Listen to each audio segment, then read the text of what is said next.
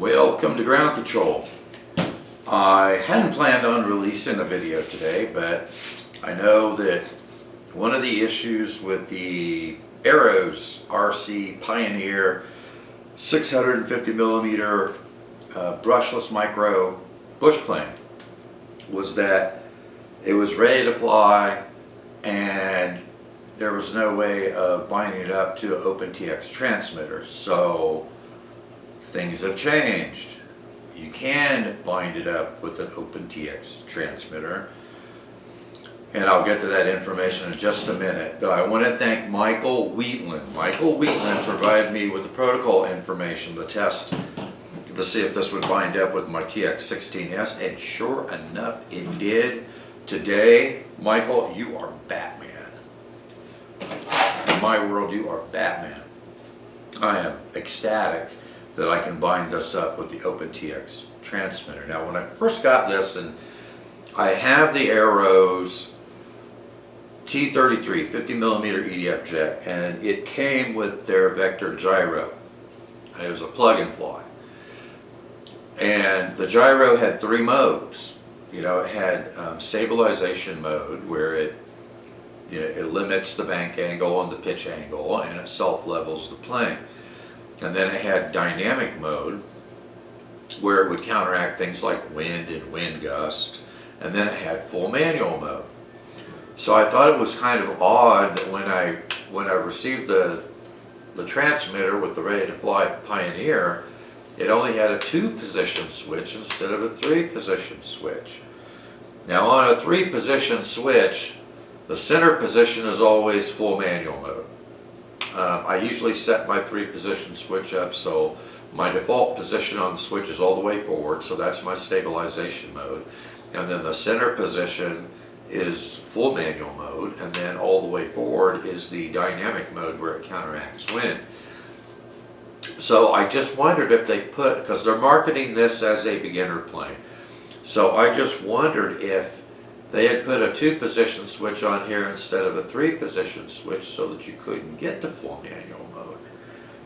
And so that seems to be the case. It looks like after binding this up with the TX16S transmitter and then setting up the gyro modes, that it certainly looks to me like the center position on the switch, 3-position switch, is manual mode. So it does appear like the gyro that's in this plane does in fact have all 3 gyro modes. It's just that with a 2-position switch you can only get to 2 of those modes. You can't get to full manual mode. So anyway, what comes with it as a ready to fly is a very good transmitter. If you guys have watched my review videos of this plane, you know that you can fly this plane very well, or as well as I can fly it. With this transmitter, with the hobby grade transmitter. Now, the reason I'm really ecstatic about being able to use a hobby grade transmitter is you can fine tune it so much better. Because now I can set up my dual rates, and I can set up my expo, and I can use sub trim to center up servos, and all the stuff that you really need to do with a hobby grade plane. And I'm also going to be able to use all 3 gyro modes instead of just 2 of them.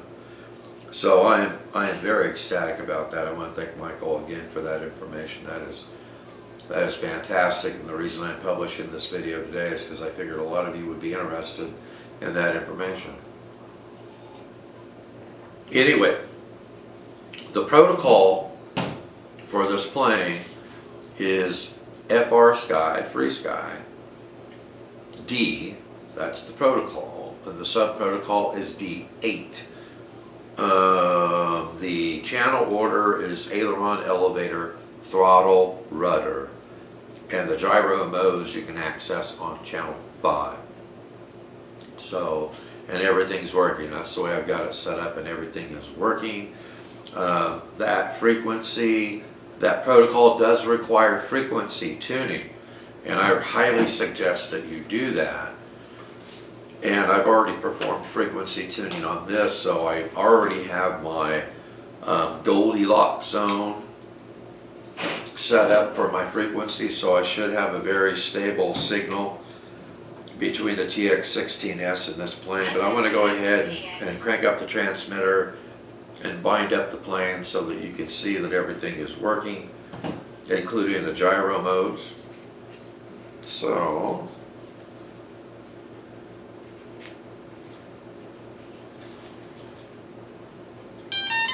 okay, so you gotta wait.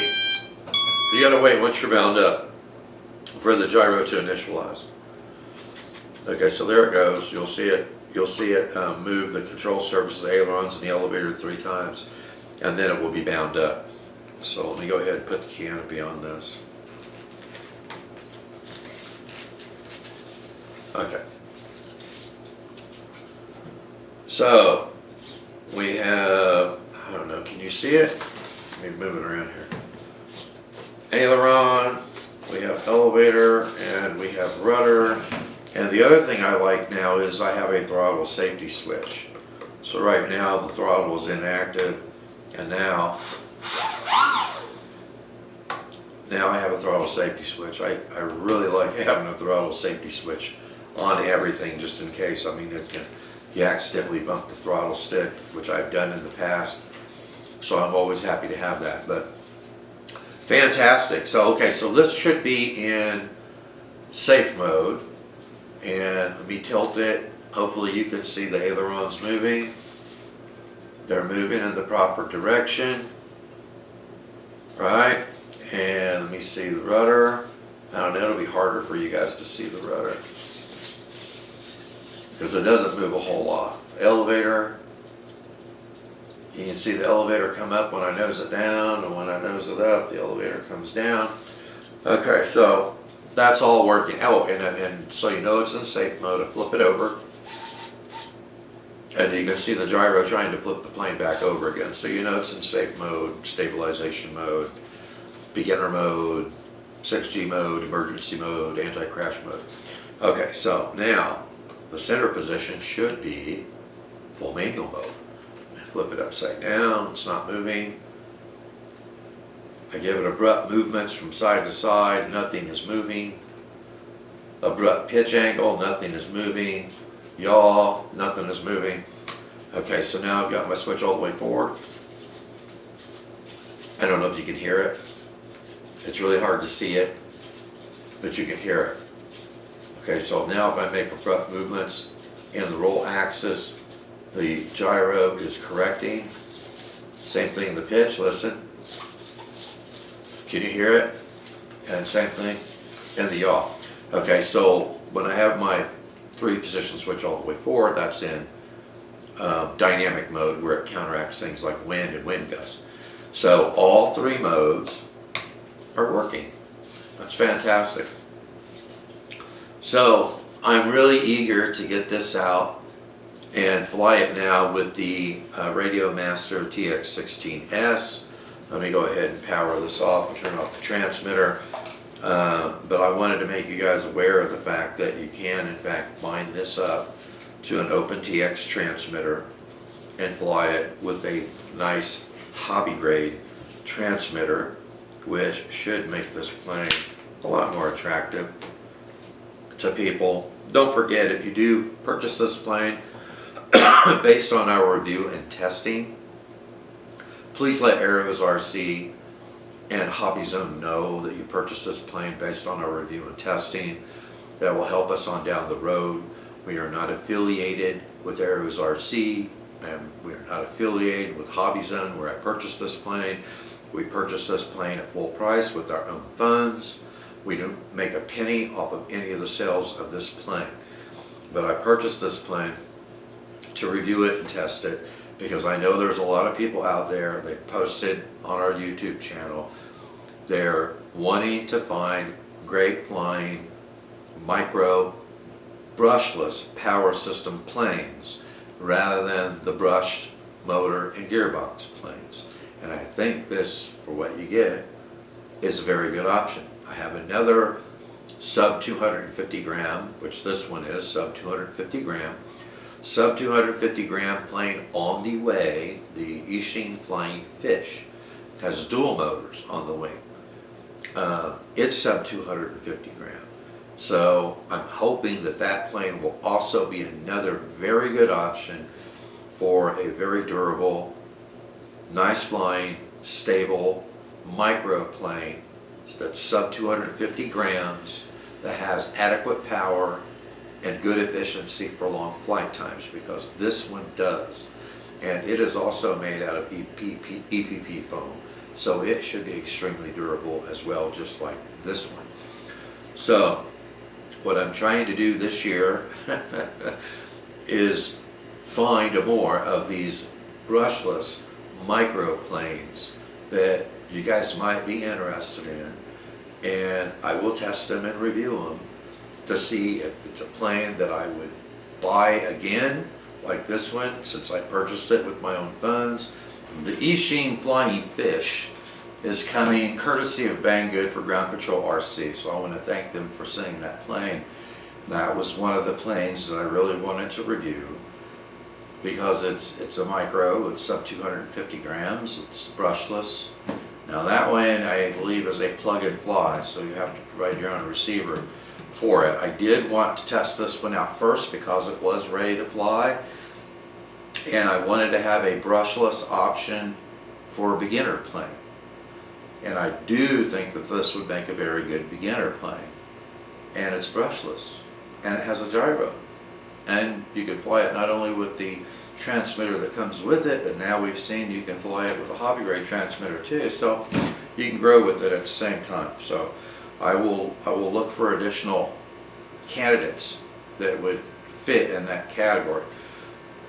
Okay, so now that we have all this done, this was the first time I ever had to do frequency tuning on a transmitter to bind up using that protocol. That protocol does require you to do frequency tuning.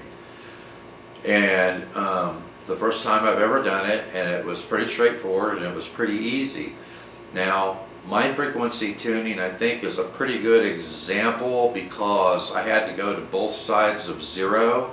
So I was in positive territory, my range was in positive territory and negative territory. So if you guys would be interested in a short tutorial on frequency tuning on the TX16S, let me know, and I will try to put a short video together so that you can see the frequency tuning on this Pioneer bush plane.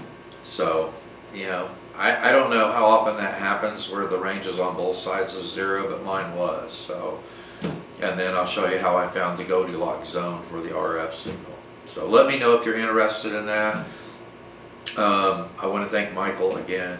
Awesome. I am so much looking forward to taking this out. As soon as the wind calms down a little bit again, I will be taking it out and I will be flying it with the TX16S.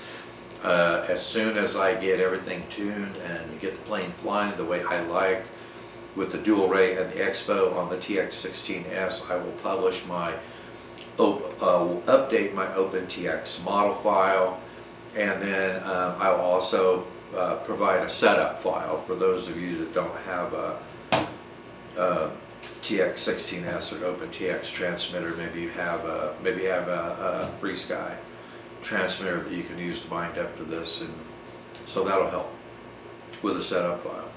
So anyway, I will try and post my OpenTX model file in a day or two on our Facebook page. I'll provide a link on there so that it can be downloaded, that has everything already set up, except that you'll need to do your own frequency tuning for connecting to this plane to get a solid signal. The gyro modes and everything are already set up on it. So far, right now I don't have any trim in it. So like I said, once I get it set up and working the way I want, I will update that, and then I will post it on our Facebook page again so that you can download the updated file and the setup file. Anyway, have fun. Thanks for watching, and I will see you in the air.